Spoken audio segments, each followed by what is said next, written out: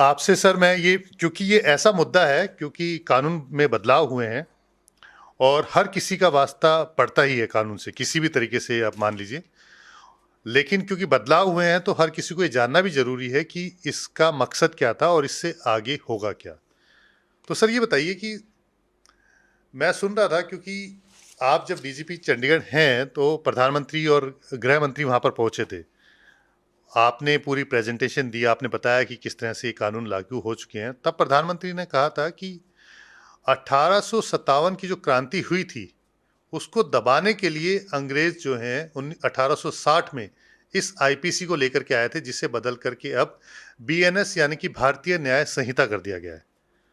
तो आप बताइए कि क्या फ़र्क है आईपीसी और भारतीय न्याय संहिता में? देखिए, इसका जो परिप्रेक्ष्य है और थोड़ा पीछे जाना पड़ेगा।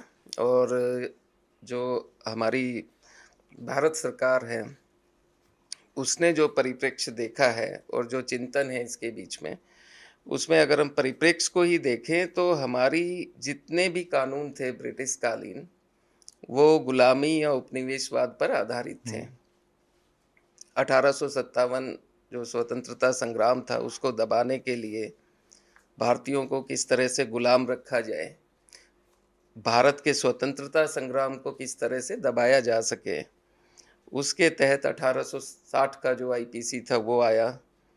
फिर इंडियन एविडेंस एक्ट 1878, 1898 में सीआरपीसी, ये जो तीनों कानून थे ब्रिटिश कालीन, ये बेसिकली भारतीयों को गुलाम रखने के लिए और किस तरह से जो ब्रिटिश साम्राज्य को और लंबा ना केवल भारत में चलाया जा सके। एक उदाहरण के तौर पर एशिया और अफ्रीका के जो आज़ादी के लिए जो और राष्ट्र लड़ रहे थे, उनको दिखाया जा सके कि हम देखो इतने बड़े एक उपमहाद्वीपीय संस्कृति को किस तरह से गुलाम रख सकते हैं।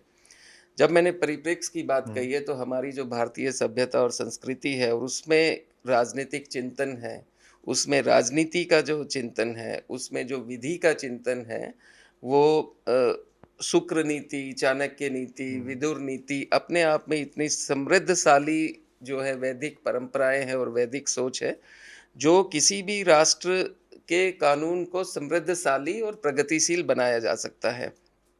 माननीय प्रधानमंत्री जी की जो दिव्य दृष्टि की जो सोच है इन तीनों कानूनों के बीच में, भारतीय न्याय संहिता, हुँ, भारतीय नागरिक सुरक्षा संहिता, भारतीय साक्ष्य अधिनियम, ये जो सोच है ये एक आज़ाद भारत की सोच है।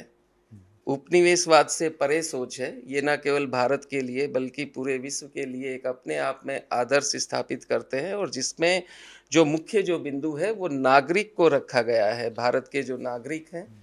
और उनकी आज़ादी को किस तरह से सुरक्षित रखा जा सके और साथ के साथ पहले जो ब्रिटिश कालीन जो कानून थे वो दंड आधारित थे, अच्छा। कि आप सज़ा कैसे देंगे, सज़ा क्यों देना चाहते हैं क्योंकि भारतीयों को गुलाम रखना हुँ, हुँ, चाहते हैं, बिल्कुल। भारतीयों को किस तरह से दबाया जा सकता है।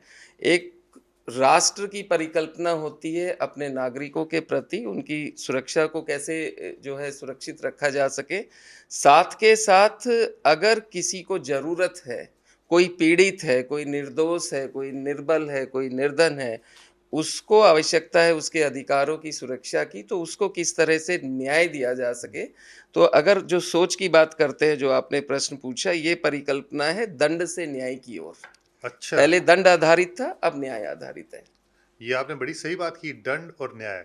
तो लेकिन अपराधियों को दंड तो इसमें भी दिया जाएगा ना, तो उस सोच के बारे में थोड़ा-सा और विस्तार से बताएँगे कि दंड और न्याय के बीच में किस तरह से आप देखिए, बहुत ही सूक्ष्म हाँ, अंतर है। ब्रिटिश कालीन व्यवस्था में भारतीयों को एक्यूज़्ड माना जाता था। तो सभी उनकी बात फ़ोकस जो हाँ, थी वो दंड देने पर है कि हाँ। आपको दबाया किस तरह से रखा जा सके, हुँ, आपको गुलाम किस तरह से हुँ, रखा जा सके। हुँ, पूरी जो भारतीय जो उपमहाद्वीप है उसको गुलाम कैसे रखा जा सके।